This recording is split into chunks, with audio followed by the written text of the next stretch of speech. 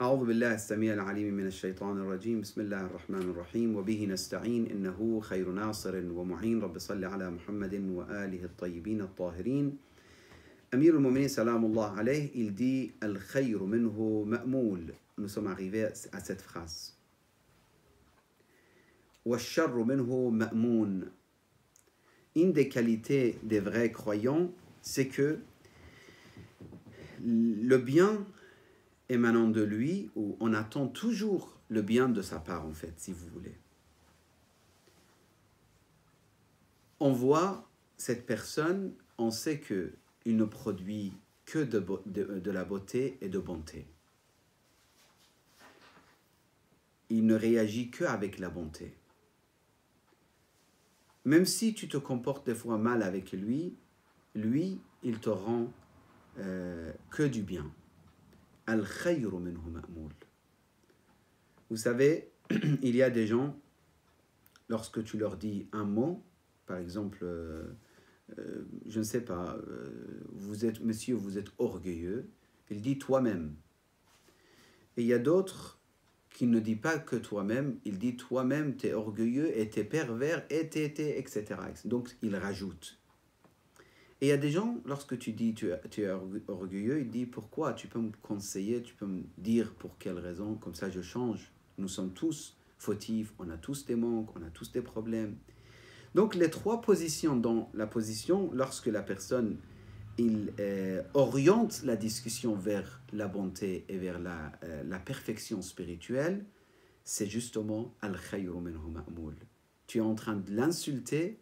Lui, il oriente la discussion vers le bien, vers le conseil, vers la perfection spirituelle pour toi.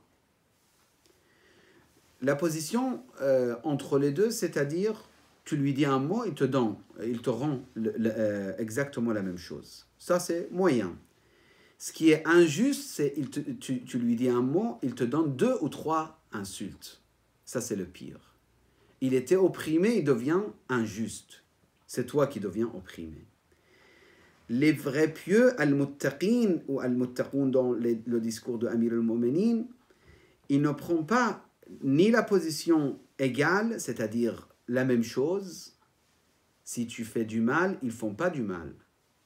Comme l'exemple de Imam al-Hussein, l'homme de Sham, il vient, il dit « Anta ibn Abi Turab, tu es le fils de Abu Turab ?» Il dit « Oui », il commence à insulter. L'imam, il lui répond, il dit, si vous êtes affamé, on vous invite. Si vous n'avez pas de demeure ou vous n'avez pas de résidence ici à Médine, on vous accueille ici, etc. Après, il dit, vous êtes de Ahl Sham, vous êtes de Damas. Après, le monsieur, il dit, l'homme, c'est-à-dire Imam al-Hussein, pour lui, c'était l'homme le plus détesté, lui et son père. Mais en quelques instants, il est devenu la personne la plus aimée, lui et son père. Et il était gêné, la personne, il était gêné parce qu'il n'a pas cru qu'Imam Hussein il va répondre de cette façon. Al-khayru minhu ma'moul. Et je vous dis une chose, pratiquement, si vous le faites, vous êtes gagnant et vous faites dua pour moi également, pour être à la hauteur, pour pouvoir appliquer ce point. Lorsque on réagit avec la bonté, nous-mêmes, on est bien. C'est pas que question de la récompense. C'est même la tranquillité de ce bas monde, il vous est accordé lorsque vous réagissez d'une manière positive. Et ça, c'est beaucoup de gens, ils ne la savent pas. Ils croient, mais je ne peux pas pardonner. Je ne peux pas, il est dur avec moi, je dois être dur avec lui. Ils ne savent pas que s'il pardonne, lui-même, il est dans la tranquillité.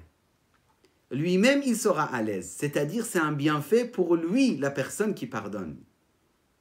Ils ne le voient pas comme ça, les gens. C'est pour ça, les muttaqin, ils sont toujours dans la sérénité, tranquillité, calme, joie.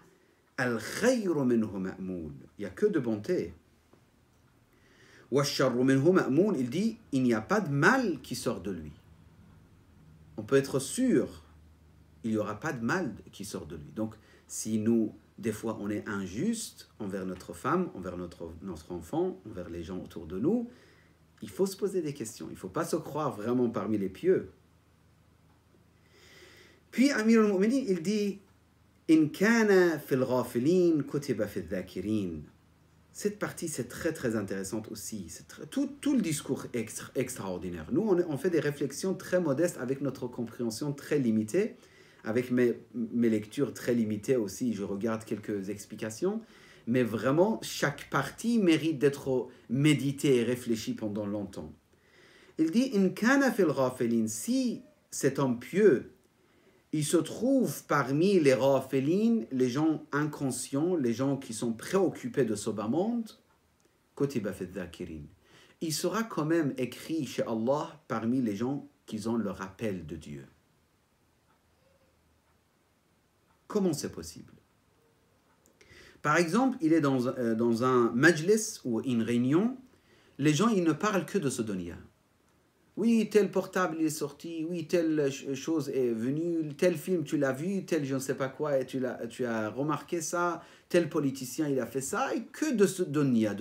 Après, tel repas j'aime bien, tel pays j'ai visité, c'était fantastique, la plage de tel endroit c'est extraordinaire, les fleurs, je vais acheter tel genre de fleurs pour embellir ma maison, telle voiture j'aime mieux parce qu'elle est comme ça, etc., etc. Et lui, il est là, pendant 2 heures, avec ces gens-là. Il dit, cette personne, il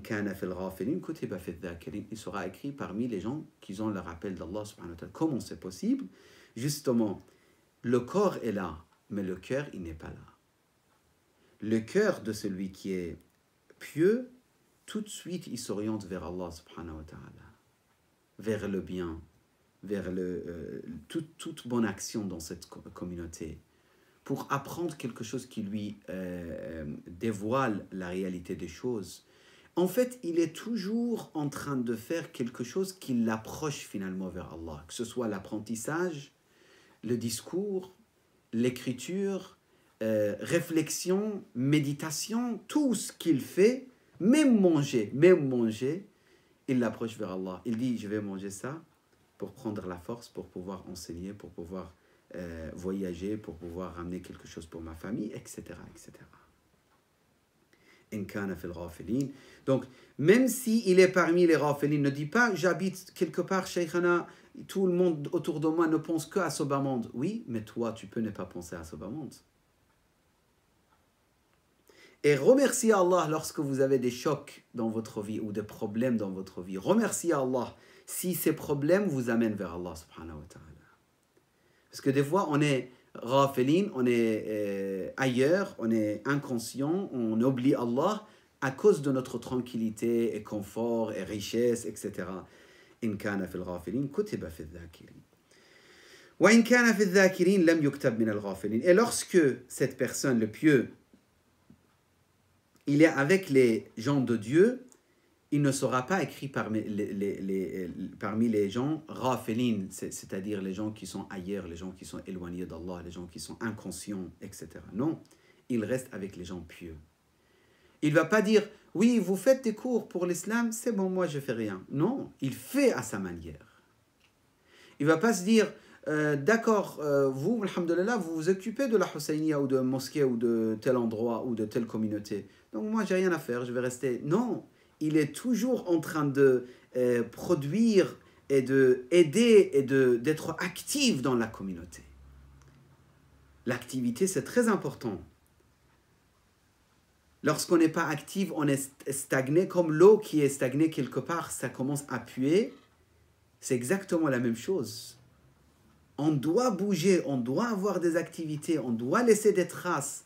Même si on ne peut pas dans la société, en nous-mêmes au moins, on fait des efforts, des changements. Je termine avec cette phrase. C'est un hadith très très connu.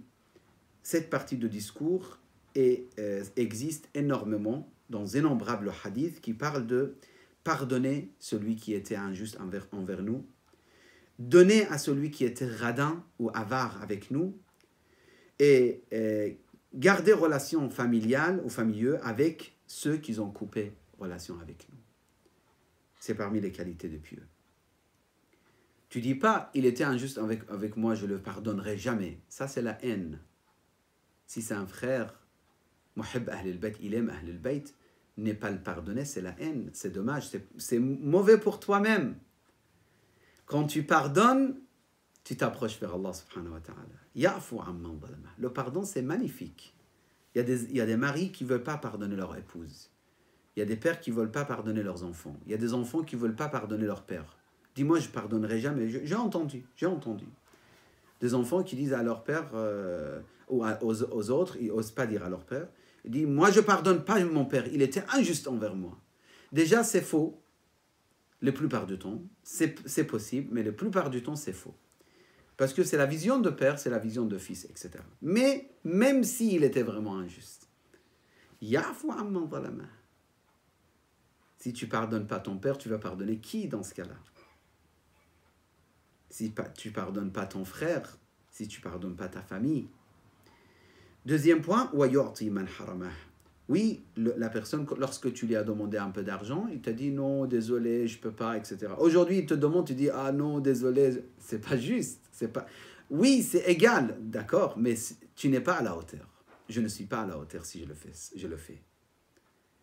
Hier, il ne m'a pas donné, aujourd'hui, je lui donne. Je lui emprunte, ou je lui prête, etc. Yani, désolé. Et si la famille, quelqu'un coupe la relation avec toi, tu dis pas oui, il a coupé la relation, tant pis pour lui, etc. Non, garde des relations et suivre, etc. أقول قولي هذا وأستغفر الله لي ولكم وصلى الله على سيدنا محمد وآله الطيبين الطاهرين.